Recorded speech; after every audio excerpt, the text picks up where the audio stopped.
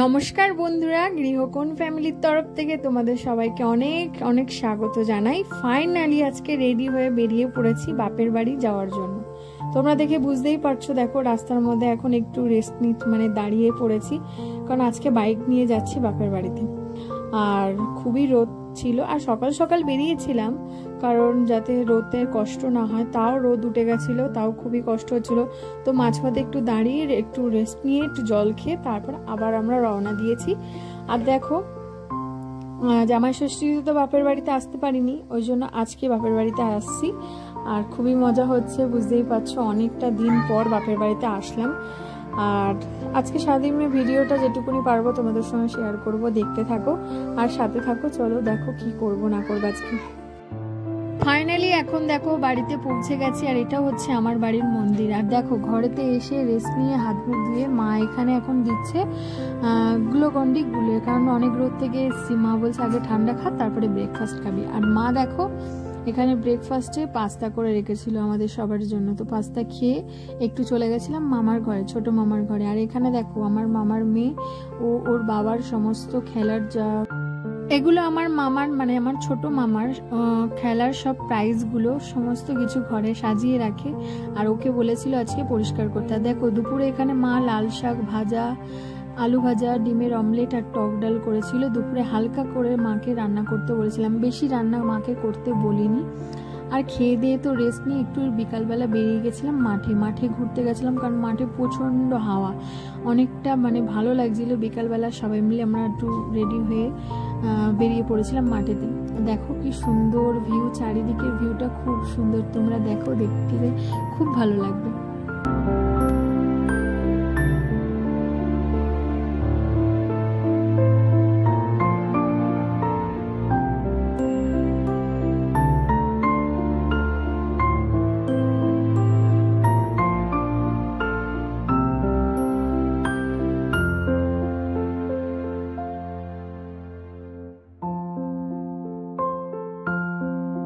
এখানে আমার বোন দেখো কাশফুল হয়ে রয়েছে, ছোট ছোট কাশফুল হয়েছে, এখানে ভর্তি কাশফুল হয়েছে।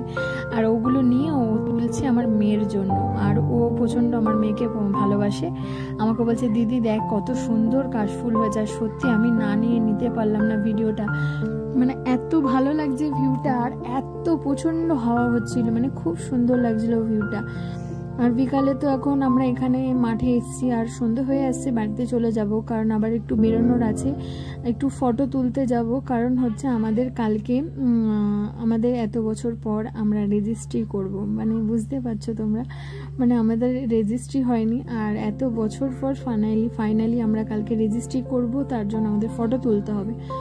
তো ওই জন্য তাড়াতাড়ি চলে যাব, আর বেশি বেলা এখানে সন্ধে করব না, কারণ একটু সন্ধে হয়ে আসছে। আর বাবাও বাড়িতে চলে এসে কাজ থেকে অনেক মানে ফোন করেছিল যে বাড়িতে চলে দেরি হয়ে যাবে না তো। আর মেয়ের জন্য তো বাবা খাবার দাবার নিয়ে এসে, মেয়েও মাঠে, তার জন্য বাবা বললো বাড়িতে আয়, খাবার দাবার খাইয়ে আবার তোরা তো বেরোবি। তো ওই জন্য আমরা আর লেট করিনি, এবার আমরা বেরিয়ে যাব।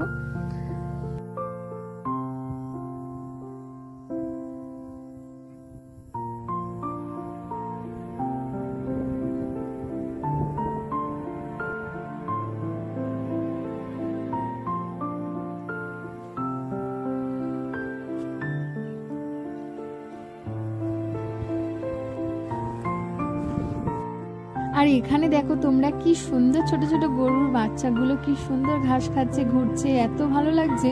মানে আমরা সত্যি বলতে গেলে সেই ছোটবেলার যেই স্মৃতিগুলো, মানে মাঠে খেলতাম, এই ব্যাপারগুলো না, আর মানে এখন দেখছি আরো যেন আরো কত মানে ভালো লাগছে। সেই ছোটবেলায় যখন এরকম মাঠের মধ্যে খেলতাম, মানে এগুলো তো আর সেই দেখারও মানে সময় নেই, অভ্যাস নেই। আর তার থেকে বড় কথা সেরকম এইরকম ভিউ, চারিদিকের এত সুন্দর হাওয়া, পরিবেশ তো আর পাই না।